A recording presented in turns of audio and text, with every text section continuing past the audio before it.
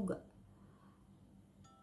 tahun 2008, ini kasus sudah cukup lama, ada kasus tentang seorang gadis yang disekap selama 24 tahun oleh ayah kandungnya sendiri, Elizabeth Fritzl.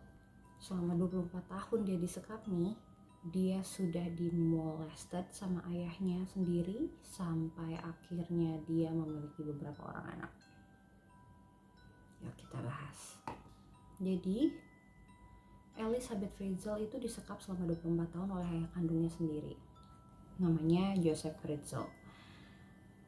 Kisah ini menjadi inspirasi dari film The Girl in the Basement. Jujur sih saya pribadi belum pernah nonton karena aku bukan tipe orang yang tahan dengan graphic pictures. So I skip the movie and read the article instead. Jadi selama penyekapan, Elizabeth itu mengalami pelecehan seksual oleh ayah kandungnya sendiri. Sampai akhirnya dia melahirkan 7 orang anak, 24 tahun, 7 orang anak. That's a lot of children. Jadi kejadiannya bermula di tahun 1984 pada tanggal 29 Agustus. Pada saat itu Elizabeth berusia 18 tahun. Pada saat dia berusia 18 tahun itu dia dilaporkan hilang oleh keluarganya, dan polisi pun melakukan pencarian sampai pada suatu hari. Mereka sudah cukup lama nih, selama berminggu-minggu mencari Elizabeth tuh pergi kemana gitu. Nggak lama tiba-tiba keluarganya itu nerima sepucuk surat. Mereka yakin kalau surat itu datang dari Elizabeth. Jadi surat itu berisi tentang keinginan Elizabeth untuk hidup lebih bebas, pergi dari rumah karena merasa lelah dan bosan dengan dengan kehidupan yang itu-itu aja. Dia intinya isi suratnya tuh bilang, "Mom, please let me go." Biasanya di Europe itu kalau anak sudah usia 18 tahun ke atas itu sudah dianggap sudah mampu untuk beremansipasi. Makanya ketika mereka menerima surat seperti itu, orang tuanya Elizabeth itu tidak, aku bilang orang tuanya mamanya kali ya, karena kan mamanya nggak tahu kalau anaknya disekap. Jadi tahun 1984 itu ketika mereka dapat surat, dia percaya tuh dari Elizabeth, dan akhirnya mereka menerima kenyataan kalau Elizabeth itu pergi ninggalin mereka karena dia merasa sudah beremansipasi. Tapi pihak kepolisian itu nggak serta-merta menerima surat itu begitu aja. Jadi mereka tetap mencari di mana Elizabeth sebenarnya. Lambat laun sih akhirnya kasus ini sama kepolisian tuh dianggap menjadi cold case. Jadi kasus dingin, which is sudah tidak bisa dibahas lagi karena tidak ada outcome, tidak ada closure, so nothing. Jadi mereka menganggap ya udah gitu aja gitu. Jadi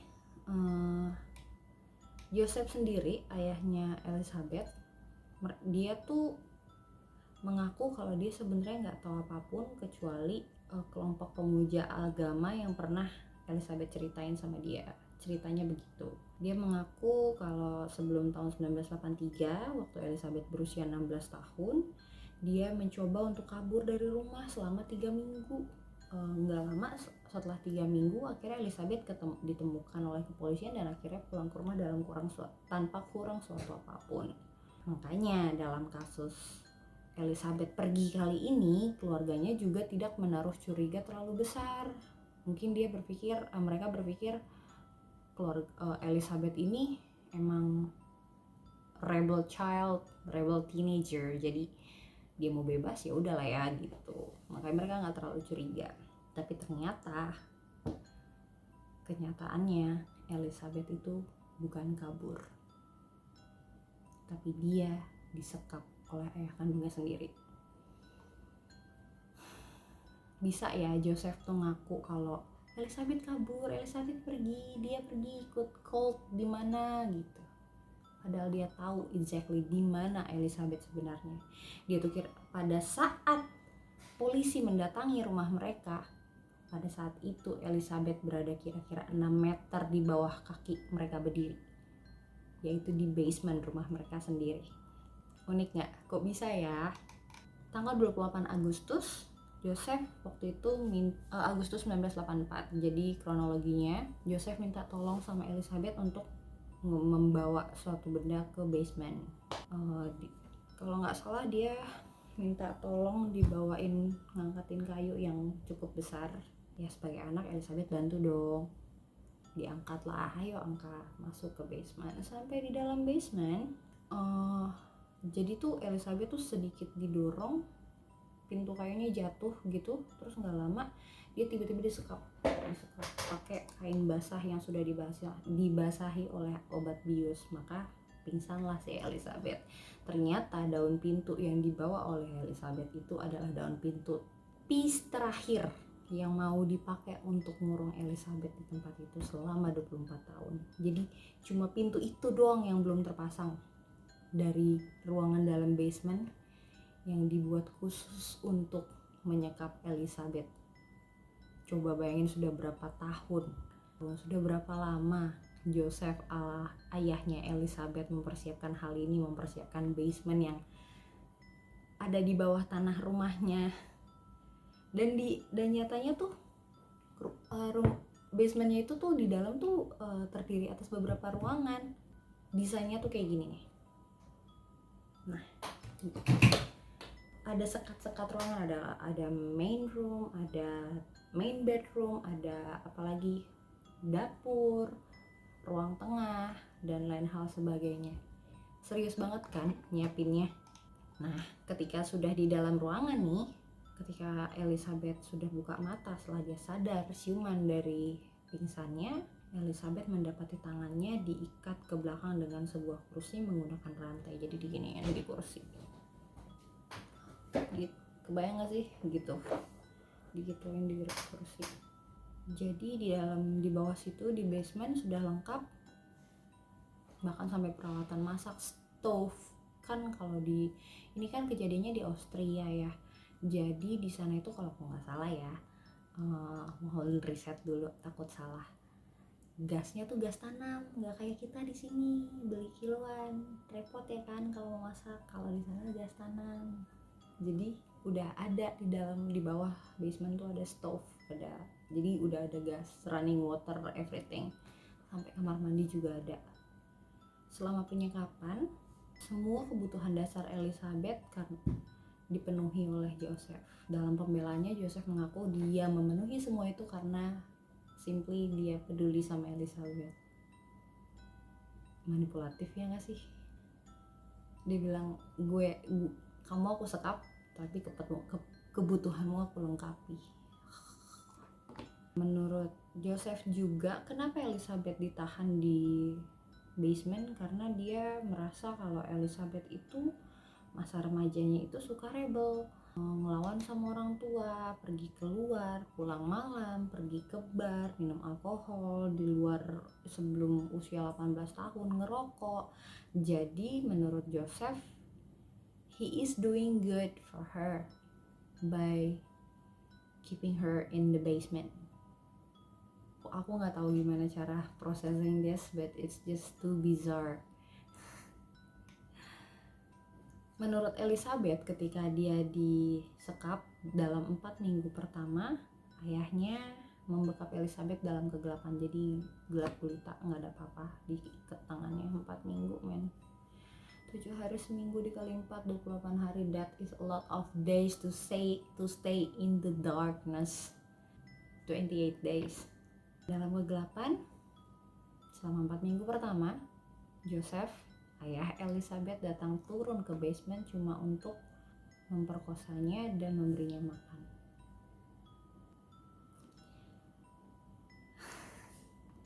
Jadi wow, selama 4 minggu di dalam kegelapan dan diperkosa. Maksudku, sebagai ayah gimana sih caranya perkosa anak sendiri, yang a baby yang sleeping on your lap, disayang-sayang dari bayi, pas udah gede lo pakai. Wow. Selama 4 tahun Elizabeth hidup terpenjara. Manusia lain yang dia lihat cuma ayahnya, si Joseph. Sejak saat itu ia disekap selama 24 tahun di dalam basement. Oh iya, Joseph juga mengaku pada Rosemary, ibunya Elizabeth, kalau yang tadi sudah disebutkan di awal, Elizabeth itu kabur bersama Cole. Jadi udah nggak usah dicari. Jadi menurut Rosemary, Joseph itu punya kebiasaan untuk turun ke basement setiap jam 9 pagi untuk bekerja. Karena menurut Rosemary, Joseph itu punya pekerjaan engineering gitu sih. Jadi bikin produk baru, bikin mesin dan lain hal sebagainya. Dan menurut Rosemary, Joseph ini workaholic, jadi dia setia dengan pekerjaannya. Jadi ya udahlah ya, si Rosemary juga mikir kalau si Joseph tuh lagi kerja, jadi nggak akan aku cariin, toh polanya tuh jelas gitu loh setiap hari, mulai dari jam 9 sampai jam 9 malam misal. Jadi Rosemary nggak heran, nggak curiga, karena setiap kali Joseph turun ke basement, dia bawa makanan, dia bawa essentials, food, drinks, anything like that. Karena dipikir Joseph tuh suka stay di situ dalam kurun waktu yang lama, mungkin dia memang butuh makan di situ. Makanya nggak pernah ada kecurigaan. Menurut Elizabeth, kira-kira Joseph tuh datang at least di 2 tahun pertama tuh 3 kali seminggu untuk memperkosanya, sampai akhirnya Elizabeth itu punya anak. Jadi selama 2 tahun penyekapan, Elizabeth mengalami keguguran pada saat usianya baru 10 bulan. Jadi mungkin 10 bulan berarti bayinya udah ada kan, maksudnya udah kelihatan muka, tangan, kaki, dan lain hal sebagainya. Jadi setidaknya 7 orang anak dilahirkan, 3 diantaranya tinggal bersama Elizabeth di basement, 3 di atas sama Rosemary, 1 meninggal. Histori anak-anaknya nih, tahun 1988 Elizabeth melahirkan anak pertamanya, namanya Kerstin, tanpa bantuan medis sama sekali. Biasanya kan kalau orang lahirin normal pun biasanya butuh bantuan, ya nggak sih? Setahu aku, setelah bayinya keluar, terus ujung tali pusar dari mama sama bayinya diikat, terus tengah-tengahnya dipotong. Udah gitu biasanya tenaga medis akan membantu ibu untuk mengeluarkan plasenta dari rahimnya. Nah, proses kelahiran ini tanpa bantuan medis sama sekali, Elizabeth bisa melahirkan si Kerstin. 7 orang anak dilahirkan tanpa bantuan medis sama sekali. Biasanya bukannya kalau seandainya ibu melahirkan normal tuh robek ya, dan harus dijahit. Berarti Elizabeth kalau ada kejadian kayak gitu nggak dijahit, nggak diapa-apain ya kan, gimana ya? Jadi 1988 Kerstin lahir, 1990 Stefan lahir. Nah, 2 anak ini, Kerstin sama Stefan, stay di basement, dirawat sama Elizabeth. Terus 1993 Lisa anaknya lahir lagi nih.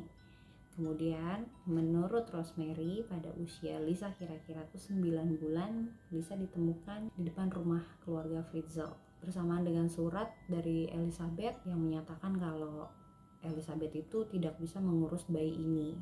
Jadi dia minta tolong mamanya Rosemary untuk jaga anaknya si Lisa. Akhirnya dirawat lah sama Rosemary tanpa menimbulkan kecurigaan apapun. Tahun 1993 ya, belum ada smartphone, jadi wajar aja, nggak ada curiga apa-apa. Tahun kemudian lahir lagi, namanya Monica.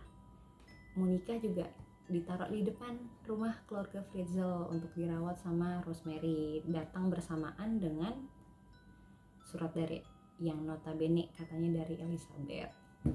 Akhirnya Rosemary pun rawatlah si Monica ini. Nah, tahun 96 Elizabeth melahirkan sepasang bayi kembar, 1 hidup 1 meninggal. Bizarre sih. Jadi yang bayi yang hidup itu dirawat, ditaruh di atas lagi sama stay lagi di atas sama si Rosemary, sementara adiknya yang meninggal dibakar di perapian.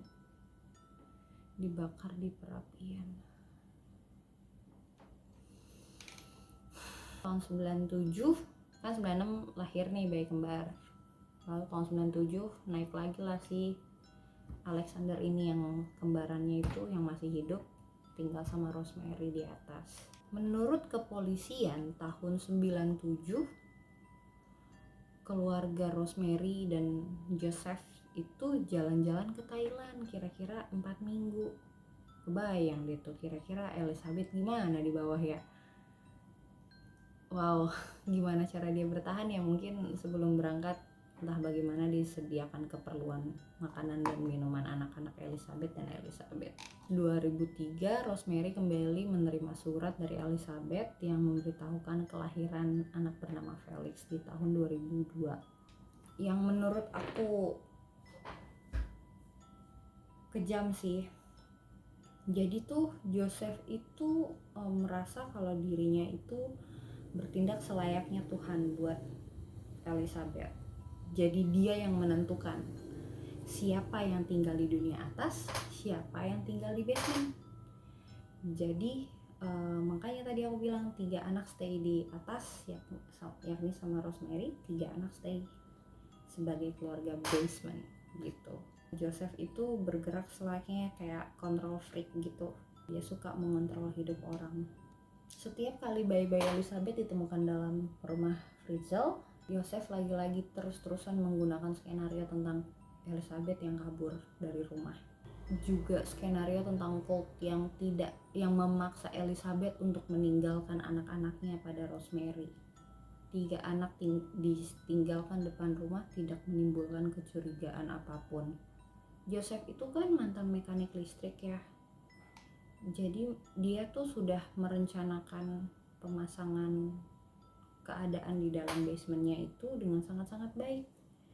Pas masuk itu kira-kira ada lorong panjang.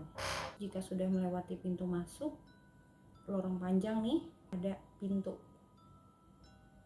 Nah jadi gini, jadi dia turun dari, misalkan nih kita turun dari basement, terus ada dinding kan di basement itu. Di dinding itu ada lemari gitu, lemari dinding. Lo geser tuh lemari, ada pintu dibuka, maka ada koridor panjang. Di ujung itulah pintu di mana Elizabeth dan 3 anaknya dikurung. Denahnya seperti ini. Pada tanggal 19 April 2008, si Kerstin, anak pertama Elizabeth, sakit kritis dan butuh pertolongan medis. Kalau di filmnya sih dia kena serangan asma parah, asma akut, jadi nggak bisa nafas, dan memaksa Elizabeth untuk memohon sama Joseph supaya dikasih pertolongan medis. Tanggal 19 April 2018 anak Elizabeth, si Kerstin, butuh pertolongan medis. Gimana ceritanya ketika si Elizabeth bujuk-bujuk Joseph, akhirnya dibawalah si Kerstin ini ke rumah sakit di Austria. Itu mungkin dia punya data medis anak-anak ya, sehingga pasien dari manapun ketahuan ini siapa, bapaknya apa, penyakitnya apa, mamanya siapa, dan lain hal sebagainya. Si Kerstin ini ketika dirawat, tenaga medis di sana tuh sama sekali tidak mengenali Kerstin. Dia nggak tahu histori kesehatannya gimana dan lain hal sebagainya. Makanya akhirnya rumah sakit tuh kayak nuntut, tolong dong cari tahu ibunya Kerstin tuh ada di mana. Jadi biar kita tahu kondisi medisnya Kerstin tuh aktualnya seperti apa. Singkat cerita, akhirnya Joseph setuju ngajak Elizabeth ke rumah sakit. Nah, disitulah Elizabeth itu menggunakan kesempatannya untuk kabur. Singkat cerita, udah selesai nih ngobrol tentang kondisi medisnya si Kerstin. Nggak lama si Elizabeth itu memisahkan diri dari Joseph dan akhirnya dia minta tolong sama seorang tenaga medis. Tahun 2008 akhirnya Elizabeth bebas. Nggak kebayang ya, kebayang karena udah jadi ceritanya. Nggak kebayang aja gimana perasaannya Elizabeth, gimana perasaannya Rosemary mengetahui hal tersebut, dimana laki-laki yang selama ini dia percaya ternyata sudah nyakitin anak perempuan yang paling dia kasihi. Me as a mother, I'm imagining that thing. I really wanna rip his body apart. Setelah Elizabeth bebas, bebas dari sekapan orang tuanya sendiri, orang tua kandungnya. Dia dikasih tinggal sama pemerintah Austria di tempat yang remote area biar dia hidup dengan anak-anaknya tanpa dikenal atau diketahui oleh siapapun. Elizabeth pun mengganti namanya. Jadi saat ini aku nggak bisa searching any data about where is Elizabeth now, karena untuk kepentingan kesehatan mental dia dan keluarganya, maka nama baru Elizabeth pun disembunyikan. Selama masa penyekapan itu, tetangga Fritzl tuh mengaku mereka tuh sering melihat Fritzl bawa bahan makanan ke bawah kan. Dan di sana tuh historinya mereka tuh nyimpan makanan di basement memang, karena sisa perang dengan Nazi, di mana keluarga-keluarga itu akan bersembunyi di basement ketika perang itu pecah. Makanya menurut tetangga ketika mereka ngelihat Joseph naik turun ke basement bawa makanan, mungkin nyimpan makanan. Oh iya, di lain sisi juga Fritzl itu menyewakan rumahnya loh, kamarnya satu disewain, dan menurut tenannya itu mereka sering dengar suara-suara dari basement, suara-suara kayak anak-anak teriak, ketawa-ketawa dan lain hal sebagainya. Dan tiap kali ditanya, Joseph tuh jawabnya it's none of your business. Soalnya tenannya itu ada di klausul kontraknya, kalau tenan yang menyewa kamar di rumahnya Joseph tidak boleh masuk ke dalam basement. Jika dia mencoba masuk ke dalam basement, berarti harus mengosongkan kamar gitu. Makanya gak pernah ada bersih banget, kecurigaan sedikit pun. Bayangin kalau tetangga kita tiba-tiba kita tahu doing things like that, siapapun gak akan percaya ya. Jadi sekarang Joseph juga sudah pleading guilty, dia di kurung penjara. Kalau nggak salah sih sidangnya juga nggak terbuka ya. Jadi intinya Joseph sudah plead guilty, Elizabeth mencoba hidup dengan baik dan tenang dengan nama dan identitas baru dengan anak-anaknya. Semoga dia bisa get over this. Siapa yang bisa get over things like that? 24 tahun loh. Dan semoga anak-anaknya tumbuh dengan baik dan jauh dari resiko hidup seperti itu. Ciao.